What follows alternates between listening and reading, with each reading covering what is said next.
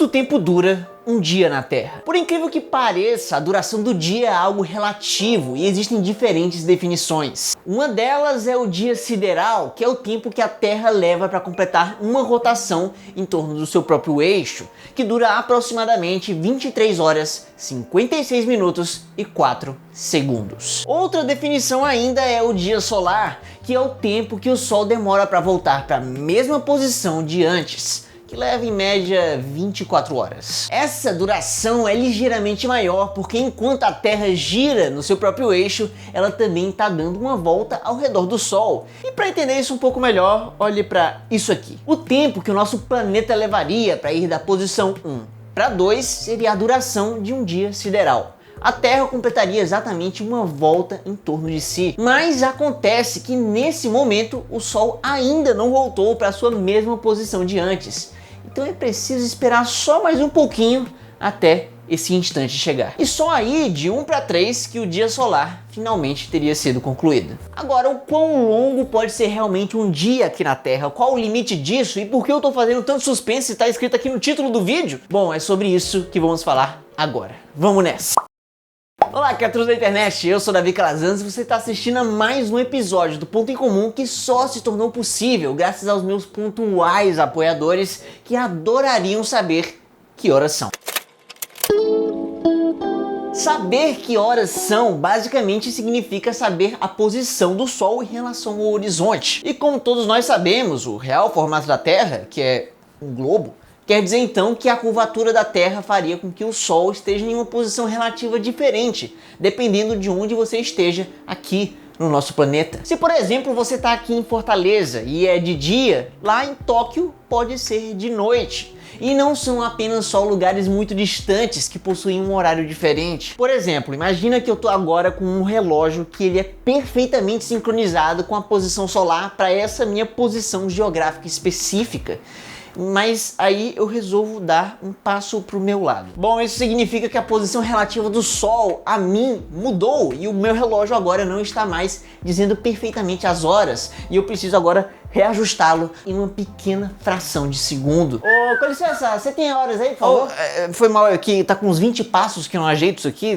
Peraí só um momento. Pois é, na superfície terrestre existem infinitos horários ao longo de qualquer linha imaginária que vá de leste a oeste ou vice-versa. Não, e ainda tem um detalhe. Mesmo que um relógio não saia do lugar, ainda assim ele não vai estar em perfeita sincronia com o Sol. Nos nossos relógios, o dia dura 24 horas, o que é apenas uma duração do dia solar médio. Isso é uma média. A duração do dia solar muda ao longo do ano. Tem época que dura mais e tem época que dura menos. Isso acontece pelo fato do eixo de rotação da Terra ser meio inclinado e dela também ter uma órbita que não é um círculo perfeito. Essa combinação de fatores faz com que os dias solares ao longo do ano normalmente sejam, na verdade, um pouco mais longos ou um pouco mais curtos do que 24 horas. Coisinha assim de alguns segundos de diferença. Mas que com o tempo essa diferença de segundos de cada dia vai se acumulando até que se tenha momentos do ano que em relação ao Sol o seu relógio fica 14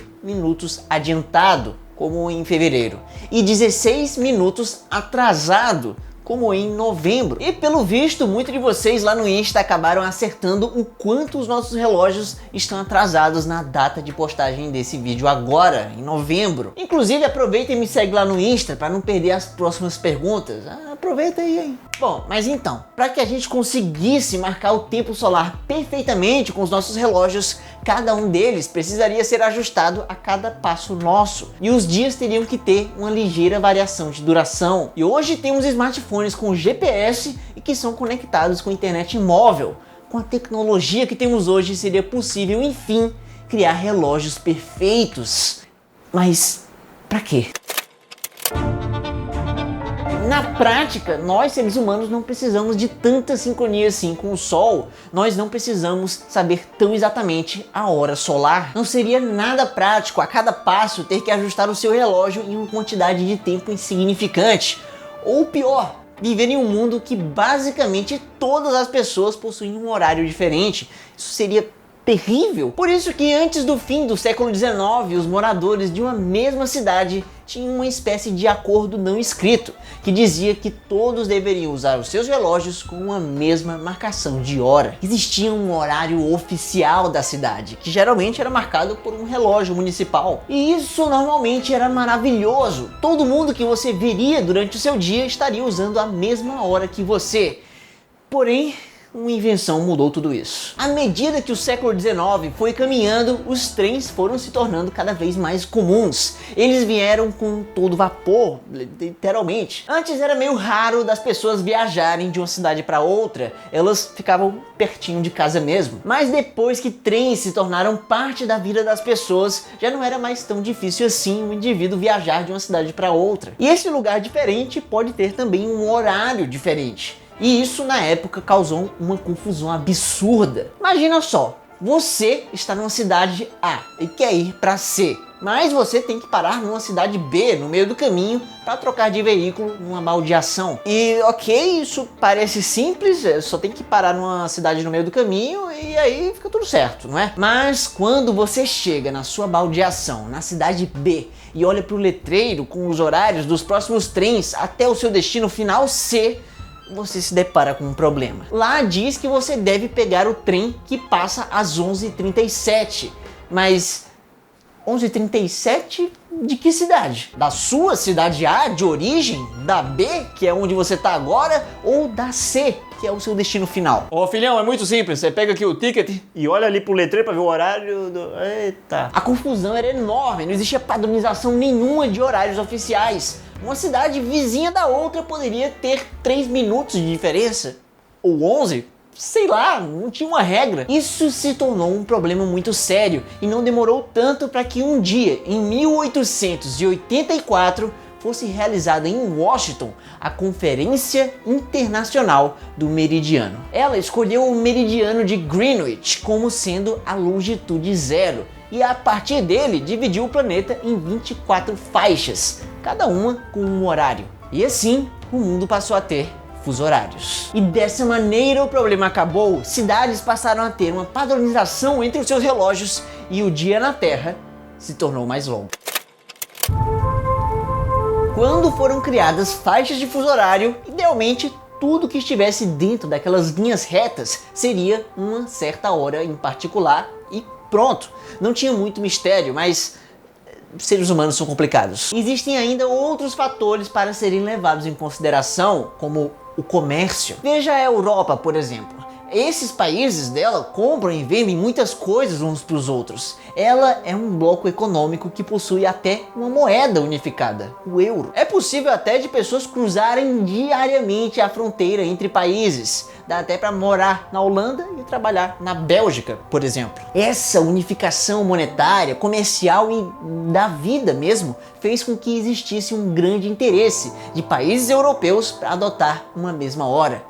Nem que para isso tenham que dar uma certa redesenhada ali nas faixas de fuso horário. Como é o caso da Espanha, que geograficamente deveria adotar o mesmo horário da Inglaterra, mas ela acabou preferindo uma hora adiantada para ficar junto com a maioria dos outros países europeus. Agora, a Samoa recentemente levou isso ao extremo. Ela é um pequeno país insular no Oceano Pacífico e que até 2011 ela estava situada no fuso horário -11 em relação ao meridiano de Greenwich. Porém, os seus habitantes resolveram mudar isso. Eles estavam usando um horário que era teoricamente o mais correto pela geografia, porém era também o mais errado pelos negócios. Os relógios da pequena ilha marcavam um horário que era próximo dos Estados Unidos, que eles não tinham tanta relação assim.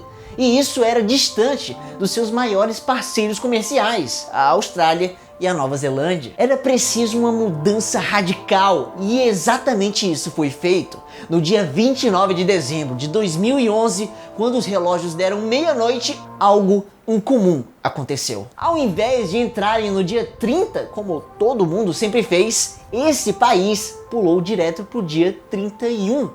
O dia 30 de dezembro de 2011 nunca existiu na Samoa. Ele foi simplesmente pulado no calendário. E assim essa nação passou do fuso -11 para o +13. Sim, isso foi uma mudança grande. Na verdade, foi tanta que isso jogou o país direto para o outro lado da linha internacional de data, que é uma linha imaginária que separa oficialmente um dia do outro. Ela a princípio seria uma linha reta que separa o fuso mais adiantado de todos, o mais 12, do mais atrasado de todos, o menos 12. Porém, é claro que o comércio já mudou seu formato. Não só a Samoa criou um fuso especial além do mais 12, mas o Kiribati, uma outra ilha do Pacífico, foi ainda mais longe. O Kiribati é uma nação que adota o fuso mais 14, fazendo dele o país mais adiantado de todos, onde o dia na Terra oficialmente começa primeiro. Tá, ok, vamos agora fazer umas contas. E para isso, imagine que você gosta muito do seu aniversário. Na verdade, você gosta tanto do dia do ano que você nasceu que quer que ele nunca acabe, que ele dure o máximo possível. Por isso, você planeja uma jornada que começa no Kiribati. Você começa o seu dia na meia-noite, o primeiro segundo do seu aniversário. Curte uma boa festa, sabe? Uma vibe bem boa, bem típica do Kiribati. E aí você dorme e depois acorda ainda no meio da tarde. A festa foi intensa, mas as suas energias estão enfim renovadas para mais tempo de comemoração. Então você continua lá aproveitando enquanto a noite chega e, meu Deus, já são quase meia-noite de novo. O dia está prestes a acabar e você pega o próximo avião. E nele você olha pela janela e não vê nada, além de oceano e algumas ilhas, até que o avião pousa perto de uma delas, no mar mesmo. É que é um hidroavião, eu esqueci de mencionar isso. Essa é uma ilha deserta, sem pista de pouso e sem relógios, mas você sabe que essa é a ilha Baker e está no fuso horário menos 12. E ainda é o mesmo dia, você ainda tem muitas horas para aproveitar, sozinho naquela ilha, só você e aquele piloto do hidroavião. E com isso, vão ter se passado as 24 horas comuns, mais as 26 horas de diferença de fuso horário, completando assim 50 horas. Com esse simples feito, você vai ter experienciado não só o maior aniversário da sua vida, mas também um dia terrestre na sua totalidade. Um dia, uma data no calendário vivida desde o seu primeiro instante até o seu último suspiro na face da Terra, o mais longo que ele pode ser.